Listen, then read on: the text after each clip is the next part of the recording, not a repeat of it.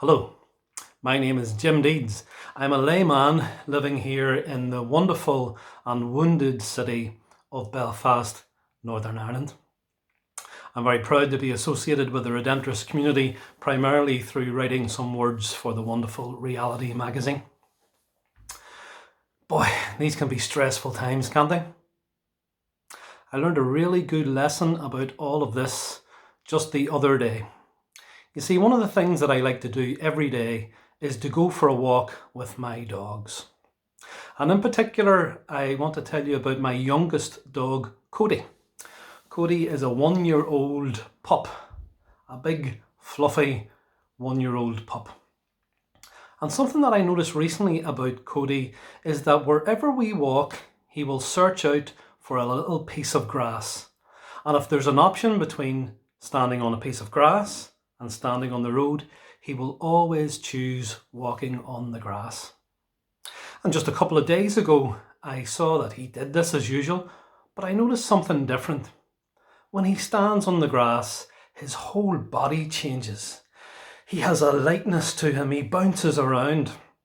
He seems to have a freedom. And then it struck me.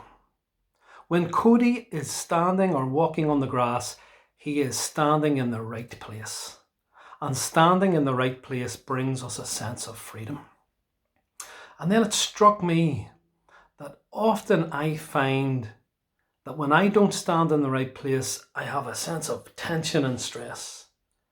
And for me, standing in the right place often simply means standing in the presence of God and knowing that I am loved by God. When I find myself divorced from that in some way, I find I get anxious and stressed. It was a lovely lesson that Cody taught me the other day, just to remember to stand in the right place. And so for today, I'd like to offer you a little time to relax and to stand in the right place. I want to share with you a breathing technique and a little poem stroke prayer. This is a breathing technique that I use quite a bit. It's very easy. All you have to do is breathe to the best of your ability. So I invite you with me just simply to still yourself and to breathe in through your nose and out through your mouth if you're able to, or as well as you're able to.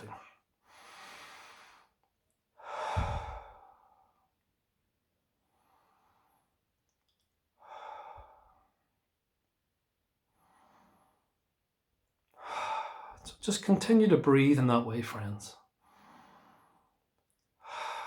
And as you do, each time you breathe outwards, allow your shoulders to relax a little bit. Allow them to push down to the ground a little bit.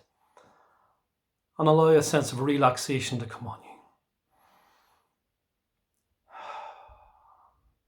Continue to breathe, and I'd invite you to notice there's a difference between your in-breath and your out-breath in this way. Your in-breath is cold, and your out-breath is warm. Do you feel that? The cold of the in-breath and the warmth of the out-breath. Do you see how it changes?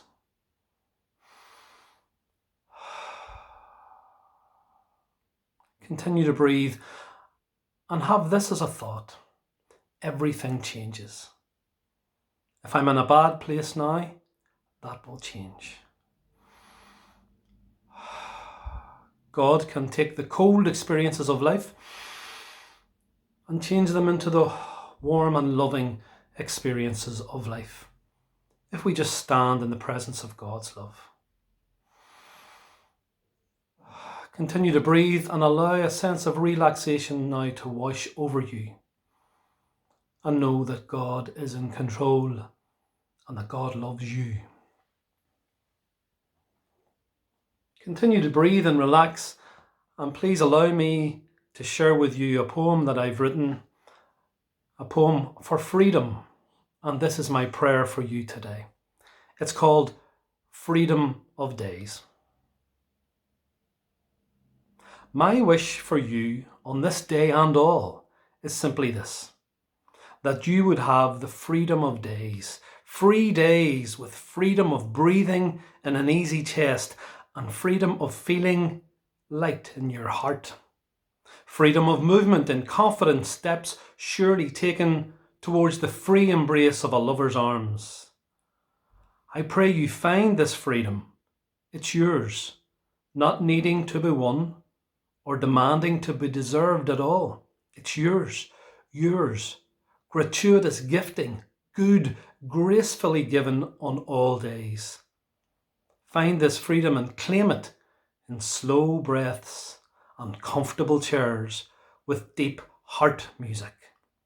Discover it in silence, in self-gift of stopping, listening, returning perspective and priorities.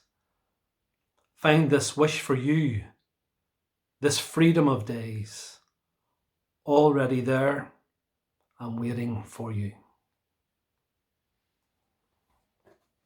May peace be with you this day and all days.